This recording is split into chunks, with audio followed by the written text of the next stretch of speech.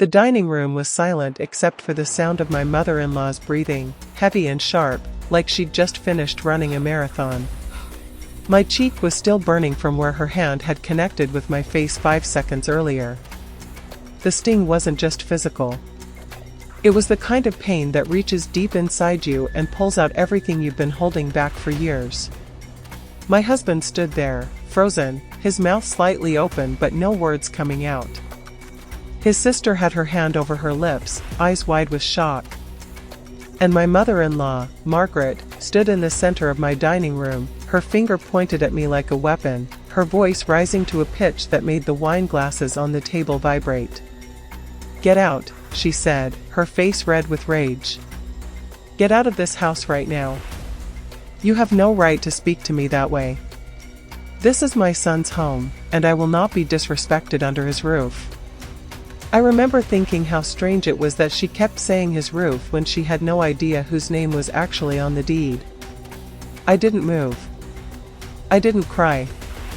I just stood there, feeling the weight of 3 years of quiet endurance finally reaching its breaking point. And in that moment, I realized something that would change everything. She had no idea who she was really dealing with. She had no idea what I'd built while she was busy tearing me down. And she was about to find out. 5 minutes earlier, she had slapped me. 30 seconds ago, she tried to kick me out of my own home. But right now, right in this very moment, she's about to discover the truth she spent years avoiding. Funny thing about entitlement. It only works when you forget who truly holds the keys. Before we dive deeper, let us know in the comments where you're watching from. We'd love to hear from you. And if you're new here, click on the subscribe button so you never miss any of our upcoming videos. But before I tell you what happened next, before I show you the moment everything changed, I need you to understand something. I need you to ask yourself the questions I've been asking myself for years. How does a woman end up owning everything yet still get treated like she owns nothing? Why did my husband's mother believe she had the right to put her hands on me? What made her so confident that this house, my house, belonged to her son? And why did my husband stay silent until it was too late? These aren't just my questions. These are questions about power, about marriage, about family, about what happens when the people who are supposed to love you decide instead to diminish you. What would you do if the person you married refused to defend you? What would you do if your own home became a battleground? What would you do if someone looked you in the eye and told you that everything you built meant nothing? I'm going to tell you what I did. But first, let me take you back to the moment it all started. Long before the slap. Long before the keys. Long before the truth grew too big to hide. Let me show you who I was before I became the woman standing in that dining room, holding all the power while everyone else finally realized they had none. I grew up in a small house in Ohio with just my father and me. My mother left when I was 4. I don't remember much about her except the smell of her perfume and the sound of the door closing that final time. My father never remarried. He poured everything he had into raising me and running his small carpentry business. He taught me that nothing in life comes easy, that you work for what you want, and you never, ever depend on anyone to save you. By the time I was 16, I was working weekends at a local diner, saving every dollar I made in a shoebox under my bed. My father would smile when he saw me counting my tips at the kitchen table. "That's my girl," he'd say. "Building your own foundation." When I turned 18, I moved to Columbus for college. I worked 2 jobs while getting my degree in business administration. I lived in a tiny studio apartment with a leaking faucet and a radiator that only worked half the time, but it was mine. I paid for it. Every month, on time, with money I earned myself. After graduation, I got a job as an administrative coordinator at a mid-sized real estate firm.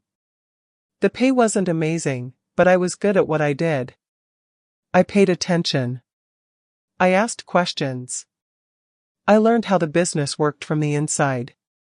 By the time I was 25, I'd saved $30,000. My father was so proud he cried. 2 years later, at 27, I bought my first property. A small two-bedroom house on the east side of the city. It needed work, but it had good bones. I remember standing in the empty living room the day I signed the papers, holding the keys in my hand, feeling like I'd just won the lottery.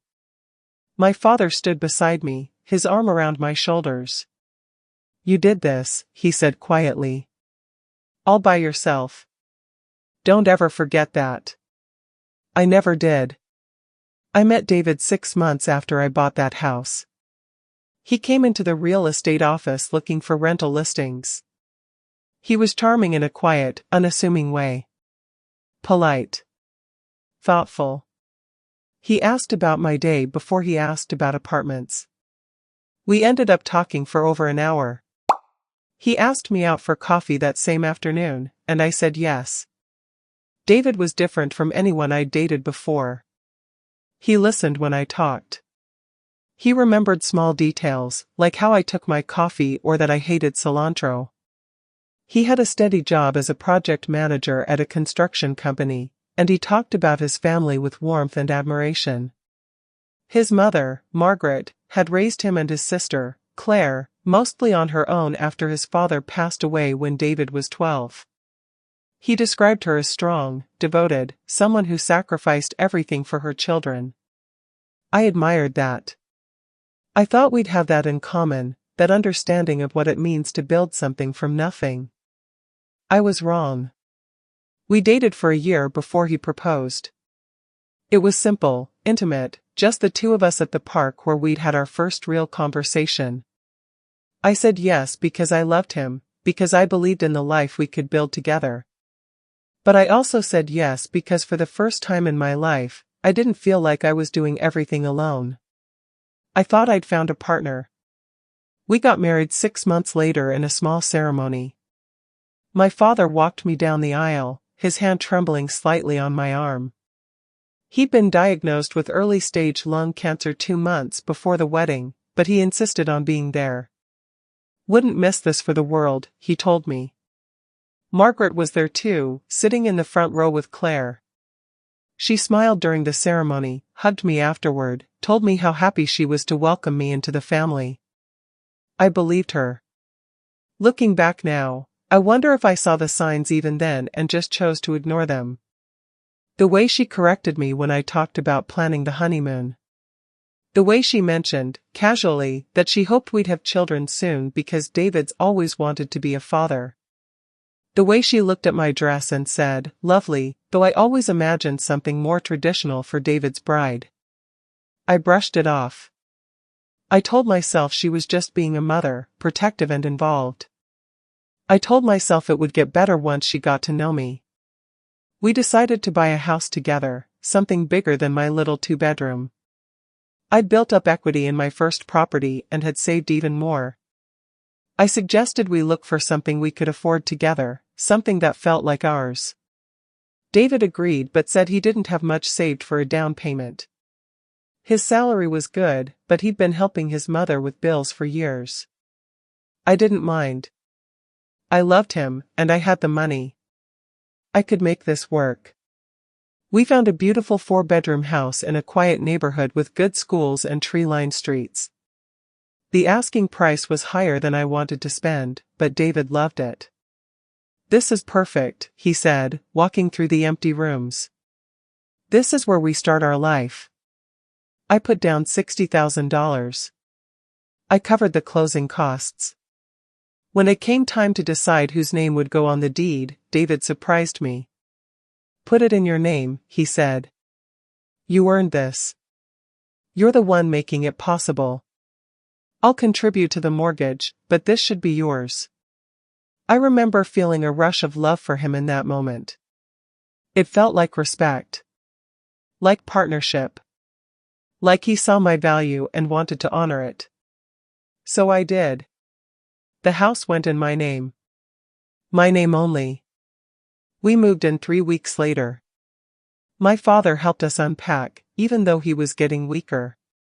He gave me a wooden keyring he'd carved himself, a small piece of oak with my initials etched into it. For your new home, he said. May you always feel safe here. 4 months later, he passed away. I was 29 years old, and the only parent I'd ever really known was gone. The grief was crushing. I couldn't work for 2 weeks. I barely ate. David was kind during that time, patient, present. But it was Margaret who showed up every day with food, with tea, with soft words about loss and healing. She held my hand at the funeral. She told me I wasn't alone. I let myself believe her. I let myself think maybe I'd gained a mother when I lost my father. That was my first real mistake. It started small. Margaret began stopping by the house unannounced. At first, it was once a week, then twice, then almost daily. She'd let herself in with the spare key David had given her without asking me first. I'd come home from work and find her in the kitchen, rearranging my cabinets. I was just organizing, she'd say with a smile. You'll thank me later. She'd throw out food she didn't approve of. This brand has too much sodium, she'd explain, holding up a jar of pasta sauce I'd just bought. She'd move furniture. This flows better, she'd insist when I asked why the couch was suddenly facing the opposite direction. I tried to be understanding. I told myself she was lonely, that she missed having her son close by. David would shrug it off when I brought it up. She's just trying to help, he'd say. She means well. But it didn't feel like help. It felt like invasion. One evening, I came home to find her hosting a family gathering in my living room. There were 8 people there, people I'd never met, eating food I hadn't prepared, sitting on my furniture. I stood in the doorway, still in my work clothes, staring at the scene in disbelief. Margaret saw me and waved cheerfully. Oh good, you're home. Come meet David's cousins. I thought it was time for a proper family dinner. I looked at David. He was sitting on the couch, looking uncomfortable but saying nothing. I forced a smile and joined them, but inside I was screaming. After everyone left, I confronted David. She can't just do that, I said. This is our home. She can't invite people over without asking. He sighed, rubbing his face. I know. I'll talk to her. But he never did. Or if he did, it didn't change anything. The visits continued. The changes continued. And slowly, the comments started. You know, in our family, we make Sunday dinner from scratch. Maybe you could try that instead of ordering takeout? David's father always loved a tidy garage. Maybe you could organize yours? I raised my son to expect a certain standard. I'm sure you understand. Each comment was wrapped in sweetness, delivered with a smile, but the message underneath was always the same. You're not good enough. You don't measure up.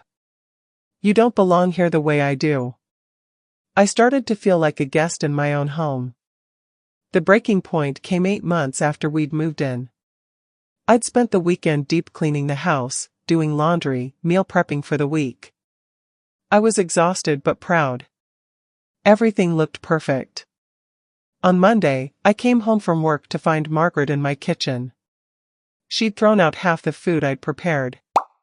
It wasn't stored properly, she said, not even looking up from where she was wiping down my counters.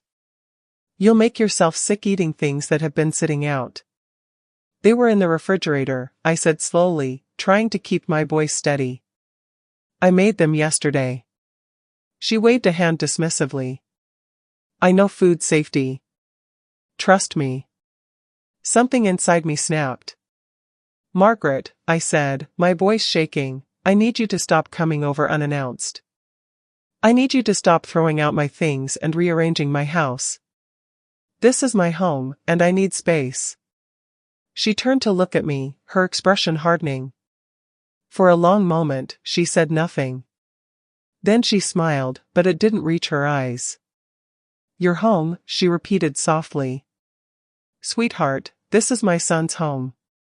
You're just living in it. If you want to stay married, you'd better understand that. I will always have a place here. I will always have a say. And if you have a problem with that, maybe you're not the right woman for my son after all. I felt the blood drain from my face. I opened my mouth to respond, but she was already walking past me, grabbing her purse from the counter, heading toward the door. She paused before leaving and looked back at me. David knows where his loyalty lies, she said. I suggest you figure out where yours does too. Then she was gone. I stood in the kitchen, shaking, surrounded by the remnants of the food I'd made and she'd destroyed. When David got home an hour later, I told him everything. I told him what she'd said. I told him how I felt. I begged him to set boundaries with her. He listened. He nodded. And then he said, she didn't mean it like that. She's just protective. She doesn't want to lose me. What about losing me? I asked. He didn't have an answer. That night, I lay in bed staring at the ceiling, holding the wooden keyring my father had made me, and I realized something that broke my heart. I was alone. I had a husband, but I was alone. Because when it came down to it, David would choose his mother every time. And I would always be the outsider. I cried quietly so he wouldn't hear. And then I made a decision. If they were going to treat me like I didn't belong, like I didn't matter, then I would stop trying to prove myself to them. I would stop begging for respect. I would stop shrinking myself to make them comfortable. Instead, I would build something they couldn't touch. Something they couldn't take from me. Something that was entirely, undeniably mine. Silence, I learned that night, is a form of betrayal too. And I was done being betrayed. The next morning, I woke up early and went for a drive. I ended up at the real estate office where I'd worked years before. My old boss, Tom, was still there. He was surprised to see me but welcomed me in with a warm smile. We talked for hours. I told him I wanted to get back into real estate, that I wanted to learn about investing, about building a portfolio. He didn't ask why. He just nodded and said, let's get started. Over the next 6 months, I threw myself into learning everything I could. I took online courses in property management and real estate investment. I read books, attended seminars, networked with local investors. I started looking at properties in neighboring counties, places where prices were lower but growth potential was high. I saved every extra dollar I could. I cut back on expenses, stopped eating out, stopped buying things I didn't need. David noticed but didn't say much. He was caught up in his own work, his own life, his mother's constant demands. I told him I was taking some courses to expand my skills. He nodded absently and went back to his phone. Margaret continued her visits, her comments, her quiet assertions of dominance. But I stopped engaging. I stopped trying to win her approval. When she rearranged my kitchen, I rearranged it back without comment. When she criticized my cooking, I smiled and said nothing. I became a ghost in my own home, present but untouchable. It wasn't healthy, but it was survival. And while they thought I was fading, I was actually growing stronger. 10 months after that confrontation in the kitchen, I bought my first rental property. A small duplex 2 towns over. I paid for it entirely with my own money, my own credit. I didn't tell David. I didn't tell anyone. I hired a property manager to handle the tenants, and I watched as the rent checks started coming in each month. It wasn't much, but it was mine. It was proof that I could do this. That I was capable. That I didn't need anyone's permission to build the life I wanted. But it wasn't easy. 3 months after I bought the duplex, one of the tenants trashed their unit. I got a call from my property manager describing holes in the walls, broken fixtures, trash everywhere. The damage was going to cost thousands to repair. I sat in my car in the parking lot of my office and cried. I felt overwhelmed. I felt like maybe I'd made a mistake, like maybe I wasn't cut out for this after all. I thought about giving up, about selling the property and going back to just working my 9 to 5 and trying to survive my marriage. But then I remembered my father's voice. You did this all by yourself. Don't ever forget that. And I realized giving up would mean letting Margaret win. It would mean proving her right, that I was nothing without her son, that I couldn't make it on my own. So I didn't give up. I fixed the unit. I found better tenants. I learned from my mistakes. 6 months later, I bought another property. A single-family home that needed minor repairs but was in a good school district. I did some of the work myself on weekends, painting walls, replacing fixtures, pulling weeds from the overgrown yard. It felt good to work with my hands, to see something broken become whole again. David asked once where I was going every Saturday morning. I told him I was helping a friend with a project. He didn't ask for details. Around this time, I met Eleanor. She was 72 years old, a retired real estate investor who'd built a portfolio of over 20 properties throughout her life. I met her at a local investment seminar. She was sitting alone in the back row, taking notes in a worn leather journal. Something about her presence drew me in. During the break, I introduced myself. We ended up talking for 2 hours after the seminar ended, sitting in a coffee shop while she told me stories about her career, her successes, her failures, the lessons she'd learned. The most important thing, she said, stirring her tea, is to never let anyone make you feel small for being capable. Especially other women. Especially family. People will try to cut you down because your growth reminds them of their own stagnation. Don't dim your light to make them comfortable. Shine brighter. I felt tears prick my eyes. It was exactly what I needed to hear. Eleanor became my mentor. We met once a week, sometimes more. She reviewed my properties, my finances, my plans.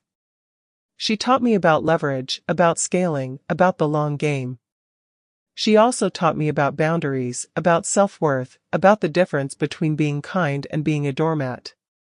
You can be compassionate, she said, without being complicit in your own diminishment. Her words changed something fundamental in me. I started to see my situation clearly, not through the lens of guilt or obligation, but through the lens of reality. I was in a marriage where I was not valued. I was in a family where I was not respected. And I had been complicit in that by accepting it, by staying silent, by hoping things would change on their own. Things don't change on their own. You change them. Or you leave. While they judged me, I built. While they talked down to me, I leveled up. And while they tried to dim my worth, I began to shine in silence. 2 years after that kitchen confrontation, I owned 3 rental properties. I was making enough passive income to cover all my personal expenses. I didn't need David's contribution to the mortgage anymore, though I never told him that. I didn't need anything from him except the one thing he seemed unable to give me, respect. I placed multiple house keys beside the original key from my father. Each one represented something I'd built. Each one represented a piece of freedom. Each one represented proof that I was more than they ever gave me credit for. Our marriage had become a shell. We were roommates who occasionally had dinner together. We didn't fight. We barely talked. Margaret still came over, still made her comments, still treated me like a temporary fixture in her son's life. But I had stopped caring. I was building an empire in silence, and they had no idea. On my 32nd birthday, I decided to have a small dinner at home. Just David, Claire, and Margaret. I made a nice meal, set the table with candles, tried to create something warm and pleasant. I don't know why I bothered. Maybe I still had some small hope that things could be different. Maybe I was testing something. Margaret arrived first. She walked through the door without knocking, looked around the dining room, and frowned. You used the wrong plates, she said. These are too casual for a birthday dinner. I took a slow breath. They're the plates I wanted to use. She made a small disapproving sound and sat down. Claire arrived next, gave me a quick hug, complimented the food. David was running late. We waited 15 minutes before Margaret insisted we start without him. Halfway through the meal, I mentioned that I'd been working on some side projects, that I'd been investing in real estate. Margaret looked up sharply. Investing, she said. With what money? My own, I replied calmly. She laughed. It wasn't a warm sound. Sweetheart, you can't afford to be investing. You barely contribute to this household as it is. I felt something cold settle in my chest. I pay half the mortgage, I said quietly. Actually, more than half lately. Because my son is generous enough to let you, she snapped. Don't forget, this is his house. Everything here is because of him. No, I said, my voice steady, it's not. She stared at me. Claire looked uncomfortable. David walked in at that moment, oblivious to the tension. Sorry I'm late, he said, kissing my cheek. Traffic was terrible. Margaret turned to him. Your wife seems to think she owns this place, she said, her voice dripping with sarcasm. David froze. Mom, don't. Don't what? She said, standing up. Don't tell the truth? She needs to understand her place, David. She's been getting too comfortable, acting like she's in charge. I am in charge, I said quietly. This is my house. Margaret's face turned red. How dare you, she hissed. And then she slapped me. The sound echoed in the room. My cheek burned. Claire gasped. David stood there, mouth open, saying nothing. Margaret pointed at the door. Get out, she said, her voice shaking with rage. Get out of this house right now. I stayed very still. I looked at David, waiting for him to say something, to do something. But he just stood there, frozen. And that's when I knew. It was never going to change. He was never going to choose me. I walked slowly to the sideboard and opened the drawer where I kept important documents. I pulled out a folder. I walked back to the table and placed it in front of Margaret. Open it, I said. She glared at me but opened the folder.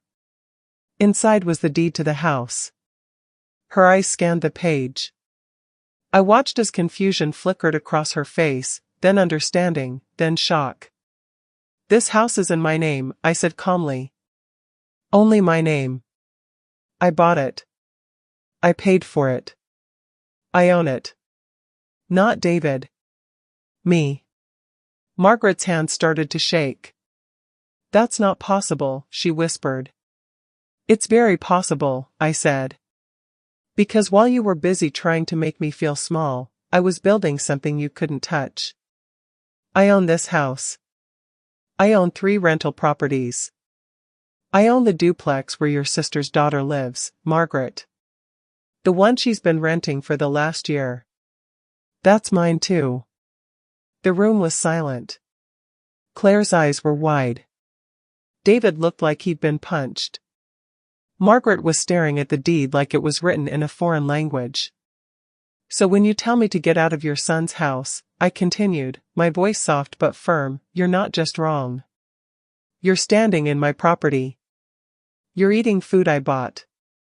You're sitting in a chair I paid for.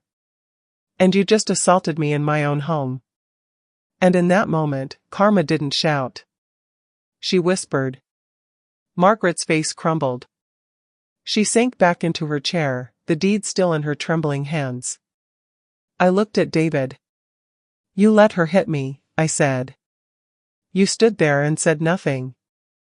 I didn't know what to do, he said weakly. You could have stood up for your wife, I said. Just once. That's all I ever needed. I turned back to Margaret. She was crying now, quiet tears running down her face. "I thought you had nothing," she whispered. "I thought you needed him." "I never needed him," I said. "I wanted him. There's a difference. But I don't need anyone to save me. My father taught me that." I paused, looking at the woman who had spent years trying to break me, and I felt something unexpected. Not anger. Not triumph. Just sadness. "You tried to kick me out of a home I let you enter," I said softly. "Think about that." The aftermath was messy. We sat in that dining room for another hour while everything came out. Margaret admitted she'd been jealous of me from the start. Jealous that I was educated, independent, that I'd built something for myself. She'd felt like she was losing David, like I was taking him away from her. She'd spent years controlling every aspect of his life, and my presence threatened that. "I was cruel," she said, her voice breaking. "I was so cruel to you, and you didn't deserve it. You were good to my son. You were patient with me even when I didn't deserve it.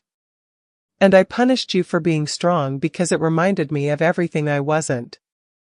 I didn't know what to say. Part of me wanted to forgive her immediately. Part of me wanted her to leave and never come back. David apologized too.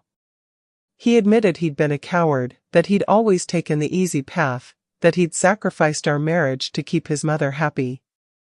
"I failed you," he said. "I failed you every single day, and I don't know how to fix it." "You can't," I said simply. "Not anymore." Claire reached across the table and squeezed my hand. "You're stronger than all of us," she said. "I've always known that." "I'm sorry I never said it before." The birthday dinner ended with my husband and his mother sitting at my table, finally understanding that the woman they'd underestimated had been the one holding all the power the entire time. We didn't hug. We didn't make promises about fixing things. We just sat in the truth. And the truth was heavy. Margaret explained that after David's father died, she'd dedicated her entire life to her children. She gave up her own career, her own dreams, her own identity. She became David's mother and nothing else. When David fell in love with me, when he started building a life separate from her, she felt like she was disappearing. "I thought if I could control your home, if I could maintain my place in his life, then I wouldn't lose him," she said. "I didn't realize I was losing him anyway by pushing away the woman he loved." I understood her pain, but understanding doesn't erase damage. "You made me feel worthless in my own home," I said. "You made me question my value every single day. And the worst part is, David let you." David's eyes filled with tears. "I was raised to never contradict my mother," he said. "My whole life, I was taught that respecting her meant agreeing with her, doing what she wanted. I didn't know how to love you and honor her at the same time. So I chose wrong. I chose silence. And I lost you because of it." "Respect isn't bought or demanded," I said. "It's given freely. And you both forgot that." Margaret asked if she could hug me. I said no. Not yet. Maybe not ever. But I told her I appreciated her honesty. I told her I hoped she would find herself again, outside of being David's mother. I hoped she would build something for herself the way I had. "Power means nothing if you use it to hurt," I said. "So I'm not going to use mine that way. I'm not going to kick you out. I'm not going to humiliate you. I'm just going to ask that you respect me. Finally. Truly. Respect me." She nodded, unable to speak. We finished the dinner in relative quiet. The tension had shifted from explosive to exhausted. When Margaret and Claire left, David and I sat at the table alone. "What happens now?" he asked. "I don't know," I said honestly. "But I know things can't stay the way they've been." He nodded. "I understand if you want me to leave." "I don't want to make any decisions tonight," I said. I just want to sit with what happened. I want to feel what I need to feel. And then we'll figure out what comes next. That night, I chose peace and distance over revenge. I chose my own healing over their punishment. And in doing so, I felt more powerful than I ever had before. Over the next few weeks, David and I had long, difficult conversations about our marriage. He moved into the guest room. We went to counseling. He tried to change, tried to be better, tried to prove he could put me first. But the trust was broken. Some things, once shattered, can't be fully repaired. 3 months later, we separated. It was amicable. He moved into an apartment downtown. We decided to divorce quietly, without drama. He didn't ask for anything. He knew he had no right to. Margaret wrote me a letter a few weeks after that dinner. It was 6 pages long, handwritten, full of apologies and explanations and regrets. She didn't make excuses. She owned what she'd done. At the end of the letter, she wrote something that surprised me. "You were the daughter I should have had. Strong, capable, kind despite everything. I destroyed that chance with my own hands. I will spend the rest of my life wishing I'd been brave enough to celebrate you instead of fearing you." I never responded to the letter. But I kept it. A year later, I was sitting in my home office, reviewing the financials on my 4th property, when I got a text from Claire. She was getting married and wanted to know if I'd come to the wedding. I said yes. At the wedding, I saw David and Margaret. We were polite. Cordial. I met David's new girlfriend, a kind woman who worked as a nurse. Margaret hugged me carefully, like she was afraid I'd disappear. "You look happy," she said. "I am," I told her. And I meant it. Because I'd learned something through all of it. Happiness isn't something you get from other people. It's something you build for yourself, brick by brick, choice by choice. I'd built a life I was proud of. I had financial independence, properties that generated income, friendships that sustained me, and most importantly, I had my self-respect back. Eleanor, my mentor, passed away 6 months after David and I separated. She left me one of her rental properties in her will. It was a 3-unit building in a growing neighborhood, fully occupied, generating strong cash flow. The note attached to the deed said simply, "For the daughter I never had. Keep building. Keep shining." I cried for an hour when I read it. Today, I own 7 properties. I live in the house I bought with my own money, the house where I was slapped and told to leave, the house that became the site of my greatest liberation. I've redecorated it completely. Every room reflects who I am now. Strong.